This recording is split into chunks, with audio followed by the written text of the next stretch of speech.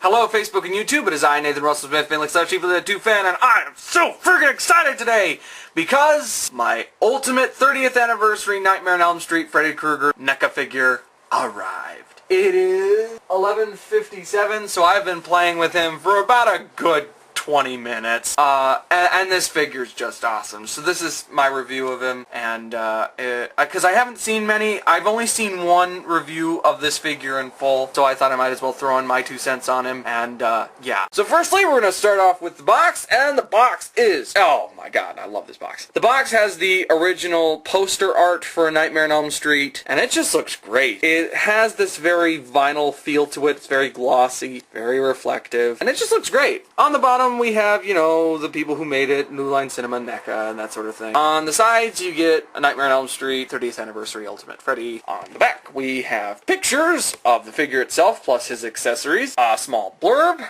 on the Nightmare on Elm Street film itself, and on the top, we get a picture of Robert Englund as Freddy Krueger from Dream Warriors. Opening up the box, we get this reflective window. Hi, everybody. And we get a view of the figure on the inside, plus, you know, his striped sweater motif is in here, which I really think is cool. And then on this side, we get a picture of the figure himself. So here he is, Freddy. This figure is too cool. The detail on him is absolutely excellent. So here we go with the top of the head, and of course I have the smiling Freddy head. He comes with 3 different heads. The first he comes with, when you take him out of package, is this very serious Robert Englund Freddy Krueger face. I really like this. This has always been my favorite of the Freddy Krueger makeup. It's just very nasty and awesome. I love it. I've always loved this sort of holes in his ear here. I really wish they had stuck with that through most of the films instead of giving him what looked like elf ears in the later films. So this has always been my favorite of the Freddy Krueger makeup. The second head that comes with the Ultimate Freddy is, of course, Skull Face. Yeah, when Tina rips off his face and he's just a screaming skull. I love it. We get a great detail of a tongue in the mouth. His teeth are actually kind of white instead of his nasty yellow-black teeth. The eyes are absolutely well done. NECA just does an awesome job when it comes to their molds. I love it when NECA does this stuff. Something else that all the heads have is that the paint apps, focus, camera, are just done to a T. They're awesome. They just look really great. So, of course, on top of Freddy's head is his hat. Since we got his heads out of the way, let's go with accessories. Firstly, his famous fedora. Now, there is a controversy, and there's always been a controversy in the Nightmare on Elm Street fan base, that Freddy's hat in the first film was a dark gray, and some people say no, it's a dark brown. And I watched this interview with Robert Englund, and he said that it was a dark brown. I've seen one photo from the set, and yeah, the hat looks brown. It doesn't look gray. In day shots, though, it does look gray. I'm guessing that's just the filters, because the same thing happened to Michael Myers. His jumpsuit in the first Halloween was actually green, but due to the filters and stuff, it turned out blue. But NECA has done a fabulous job in recreating his hat. So pop that off, because it's made of a very soft, pliable rubber, so it can easily just come off. So here we have Freddy's hat. Not much, you know, it's got a few holes here and there.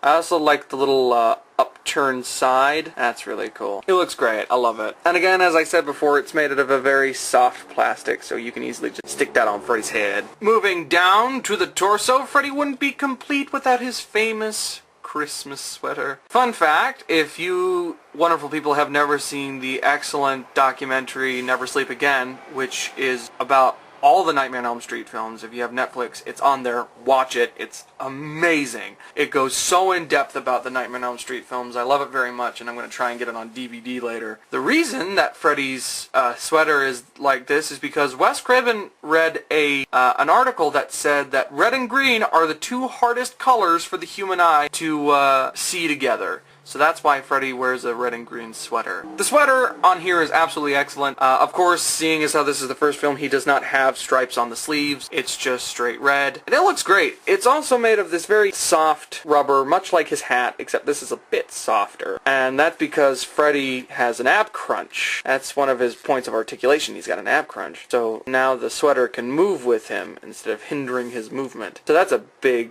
A+ toward NECA there. I love it when figures have great articulation, and this figure has some fabulous articulation, I'll tell you that later. Also, I'll try and show it, but underneath the sweater, there's a slight molding of burnt skin on the figure's chest, and NECA didn't have to do that, and I'm guessing that's from the Dream Warriors mold or something, but it looks great. I mean, the fact that it's there, I love that very much. Something else about this Freddy Krueger figure that I absolutely adore is his stance. Freddy, of course, is in his famous stance where his right shoulder is slumped lower than his left. And the reason that is, and this is stated in Never Sleep Again, is because Robert Englund stated that the glove was fairly heavy, so it actually brought his shoulder down a little bit more.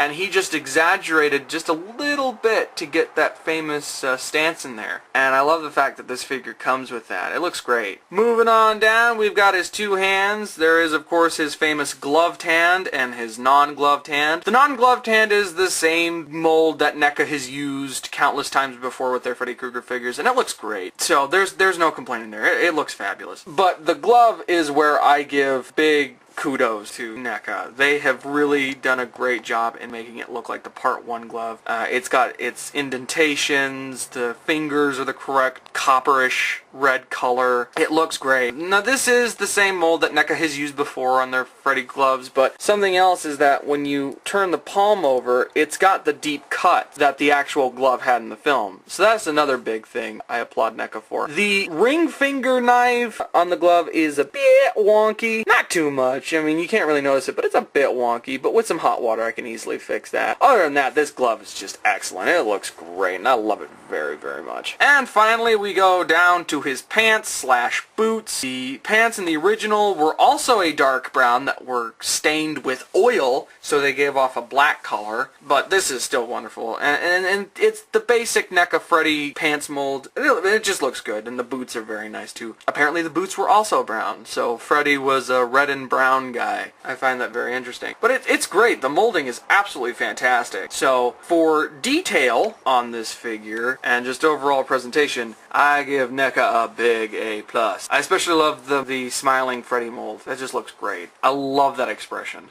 That is just classic Freddy Krueger to me right there. I love it. And of course, seeing as how this is a Freddy Krueger NECA figure, it comes with a plethora of accessories.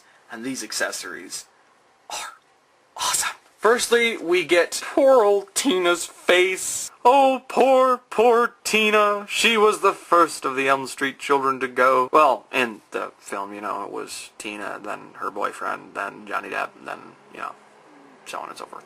But this is a wonderful mold, and it does look like the original actress whose name escapes me. It's just great. I don't remember this in the movie at all. It's been a while since I've seen the first film, but I really don't remember this. But it's great. It's a great little piece. Also, the inside kind of has some, what looks to be burnt Freddy molding? I don't know, it just looks cool. I like it. It's awesome. Great little addition. Then we have what I think was the biggest selling point for me, the Freddy phone. This is so detailed and I love it. So you got Freddy's tongue there and his mouth, and this is of course from the famous scene I'm Your Boyfriend Now, Nancy. It's great. And the detail on this phone is just excellent. I mean, look at that. Look, you even got the little switch. You got a little piece of plastic for the switch on the side of the phone. NECA, stop it. You're perfect. You've also got the wire wrapping around it, plus, you know, kind of just the other little end there, and it's just wonderful. It's greatly detailed. NECA has done a badass job. Though I think my favorite accessory in this entire figure piece is Freddy's alternate hand, and this is of course when he cuts off his fingers and green blood starts spewing out, and he's got that grin. He's like, yeah, I just did it, and I love it. It's great.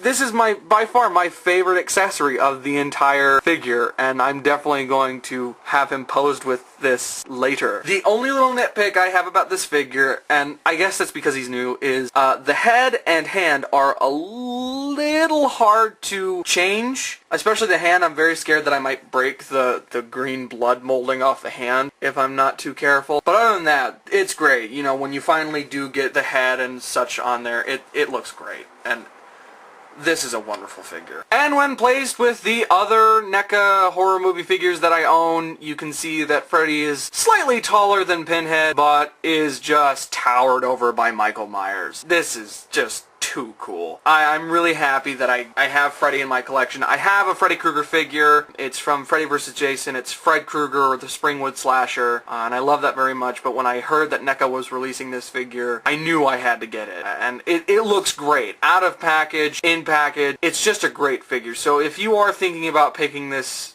figure up for yourself, or for a friend, for the holidays, or for a birthday, do it. I bought this off eBay for $21 off the Neca store, and it's great. This is just a wonderful figure. I've got no complaints about it whatsoever. So, yeah, 10 out of 10, Neca. Great job. I hope that they do more figures like this with this sort of articulation in the future that Freddy has. I forgot to mention the articulation that Freddy has, and Freddy has some wonderful articulation. His arm can go about to 90 degrees, and he's got a ball joint in both arms, so they can move side to side slightly, but are a little bit hindered by the back molding of the sweater. The legs are where they have the most articulation, and look, it's great. I love it. I love the fact that Freddy has this kind of articulation. The head is a little hard to articulate. You can articulate it nonetheless, and you can get him into some very great poses. Like when I first took him out of the packaging and set him down to get this all set up, he was standing just like this. And it was so cool because the sun was hitting him just right, so his silhouette was put on the floor, and it just looked creepy, and it was awesome. I love this figure. 10 out of 10. Great job, Neca. I'm Nathan Russell Smith, Family /Evil Dead 2 fan, and I will see you guys in the next video.